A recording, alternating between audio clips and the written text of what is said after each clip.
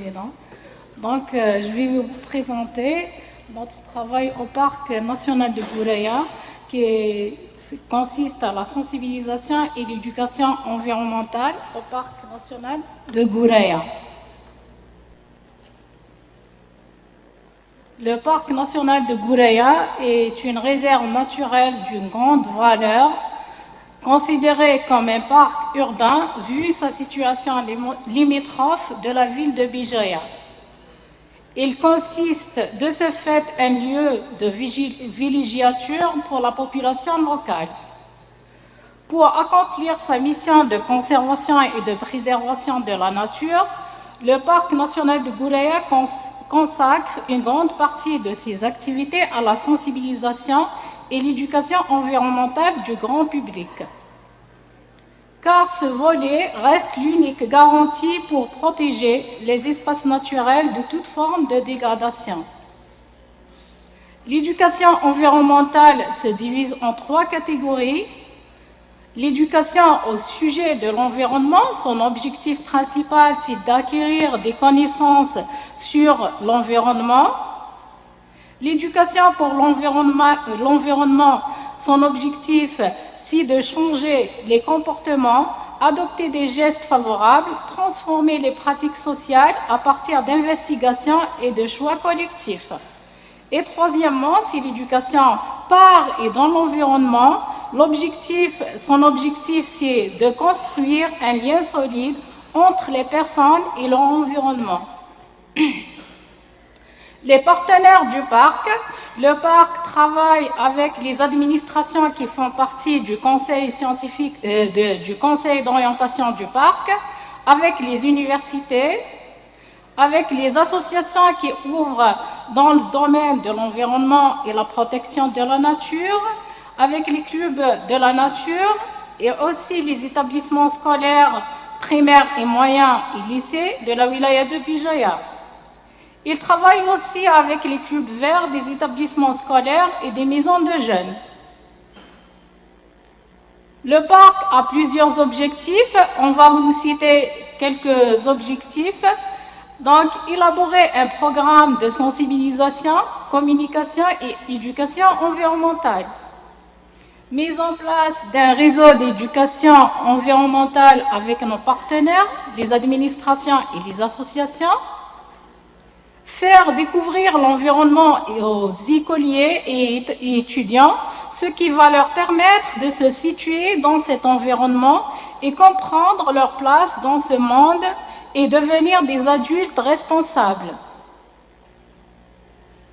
Impliquer les jeunes dans la gestion participative de la protection de l'environnement, transmettre un savoir-faire et des valeurs pour préserver notre environnement, qui est le parc, amener la jeunesse à connaître les potentialités qu'offre un environnement bien conservé.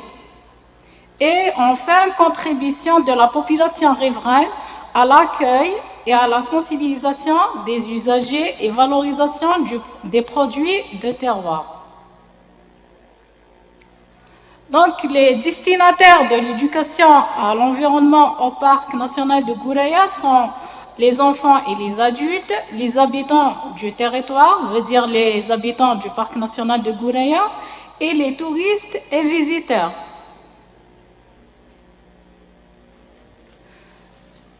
Pour faire ce travail, le Parc national de Goureya a un programme sur l'éducation environnementale qui est basé sur 3 principaux axes qui sont la vulgarisation et la sensibilisation, accueil et l'orientation, et la communication et information. Pour le premier axe, organisation des campagnes de sensibilisation thématiques sur terrain et dans des établissements scolaires, à l'exemple de la sensibilisation sur les incendies de forêt, vu que le parc il est touché par ce problème-là. Organisation des journées portes ouvertes sur le parc dans les établissements scolaires et les universités. Célébration des différentes journées commémoratives, à l'exemple de la célébration de la journée mondiale de la montagne, Journée nationale de l'arbre, la journée de l'environnement, organisation des sorties pédagogiques au profit des écoliers et organisation de concours de dessin sur la nature, concours de dessin et de photos sur la nature. Le parc organise aussi des stages de courte durée sur la protection de la nature, organisation de campagnes de reboisement et de dépollution dans le parc, organisation de visites guidées thématiques dans le parc, promotion des espaces verts et distribution des plants d'ornement au profit des établissements scolaires et publics. Et pour l'accueil et l'orientation, pour un meilleur accueil et une meilleure orientation des visiteurs au parc, et pour bien préserver ce site, le parc a procédé à l'aménagement des infrastructures d'accueil suivantes. On a un écomusée des microsystèmes biologiques de synthèse, musée de géologie, musée de savoir-faire local et le centre d'éducation et de sensibilisation du public. Commençons par l'écomusée des microsystèmes biologiques de synthèse, situé lui-même à la direction du Parc national de Gouraya. Il est dédié à la biodiversité. Il dispose d'une exposition permanente des différents habitats du parc et d'une documentation spécialisée. Cet écomusée permet aux visiteurs d'identifier ou reconnaître les principales espèces de faune et de flore, de comprendre le fonctionnement des écosystèmes existants au parc, d'avoir un comportement de respect vis-à-vis de l'environnement et une meilleure orientation des visiteurs dans le parc. On a le musée de géologie au niveau du secteur oriental, Bois Sacré.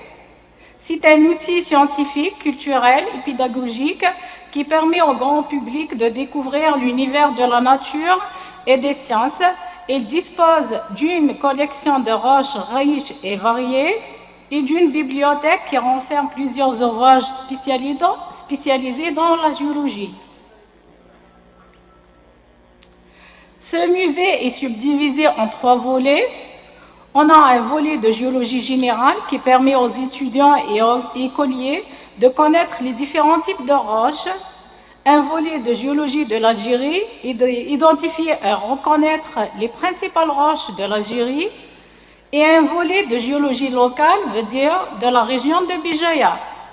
Il s'agit cependant d'un musée scientifique qui a pour but de diffuser et de vulgariser les connaissances à l'intention des écoliers et des étudiants.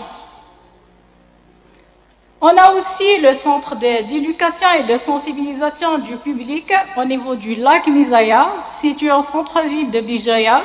Ce centre est dédié à l'éducation environnementale et à la gestion de la zone humide. Il est doté d'un musée des microsystèmes et du cycle d'eau, d'un musée d'histoire, d'un pavillon de l'aire marine du Parc national de Gouraya, d'un mini-laboratoire, d'une bibliothèque et d'une pépinière et d'une mini-pépinière pédagogique. Ce centre permet aux visiteurs de comprendre le cycle de l'eau, de comprendre le fonctionnement des écosystèmes et de connaître les principales espèces de faune et de flore rencontrées dans les zones humides, notamment les oiseaux d'eau. Le musée de savoir-faire local, situé au niveau du secteur occidental, au niveau des 13 martyrs, son objectif est la réhabilitation du savoir-faire local de la région de Bijaya. Toutes les activités pratiquées par la population, que ce soit l'artisanat ou l'agriculture traditionnelle, sont représentées dans ce musée soit par un texte illustré, soit par des objets traditionnels tels que la poterie qui est exposée dans les présentoirs vitrés. Arrivons au volet communication et information. Donc, pour prendre en charge le volet communication en interne et en externe, le Parc national de Gouraya active dans la presse écrite, et participe dans des émissions à la télévision, dans des émissions à la radio et dans des réseaux sociaux. Le parc aussi, pour transmettre, pour bien sensibiliser, donc réalise des diaporamas et albums photos thématiques sur le parc, à l'exemple de la biodiversité du parc national de Gouraya, pour bien connaître la biodiversité du parc et mieux la protéger. Il y a aussi un diaporama, le lac Misaya, une zone humide rare, pour connaître le rôle des zones humides dans les équilibres biologiques. Et aussi une représentation du parc national de Gouraya en arabe qui permet aux écoliers pour bien connaître le parc et mieux protéger. Le parc aussi réalise des documents divers de sensibilisation, à l'exemple de dépliant de règles de bonne conduite qui va expliquer aux visiteurs et surtout les enfants comment se comporter dans un parc pour ne pas déranger sa biodiversité et contribuer à sa protection. Aussi, on a réalisé un dépliant sur le lac Misaya. Son but, c'est de faire connaître aux visiteurs et surtout les enfants l'importance des zones humides et leur fragilité et comment les préserver. Comme vous connaissez que le singe magousse est une espèce endémique qui mérite d'être protégée, donc le parc a réalisé un dépliant sur le singe pour aider les visiteurs à les faire connaître le singe et comment se comporter envers ce dernier. On a réalisé aussi un dépliant musée de géologie qui a comme rôle,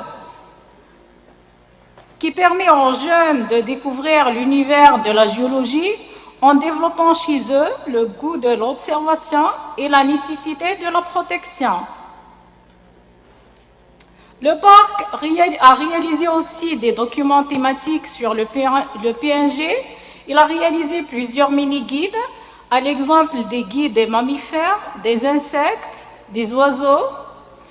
Un autre guide sur la biodiversité de l'aire marine du PNG. Il a réalisé aussi différents posters, des posters des poissons, des oiseaux, des insectes, de la flore du lac Misaya et posters des mammifères du PNG.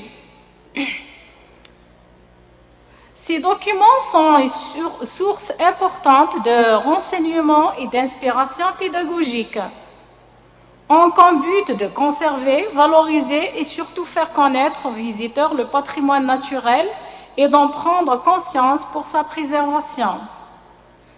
Ils ont aussi comme but d'aider les visiteurs à identifier ou reconnaître les principaux groupes d'êtres vivants au parc et aussi aider le public à avoir un comportement de respect vis-à-vis de l'environnement et ses êtres vivants. Le parc a réalisé aussi des supports éducatifs et ludiques au profit de ses visiteurs. Il a réalisé comme exemple des boîtes de collection d'insectes pour bien connaître les insectes et mieux les manipuler. Il a réalisé aussi une boîte de collection de roches qui va permettre une initiation et identification des roches. Il y a aussi un tableau des différentes feuilles d'arbres et d'arbustes existants au parc afin d'aider les enfants à identifier les arbres. Aussi, on a posé des poubelles pour le tri sélectif des déchets pour inciter les jeunes au tri sélectif et au recyclage. Comme conclusion, donc, comme on le sait tous, la sensibilisation et l'éducation à l'environnement restent l'unique garantie pour un développement durable de notre espace protégé.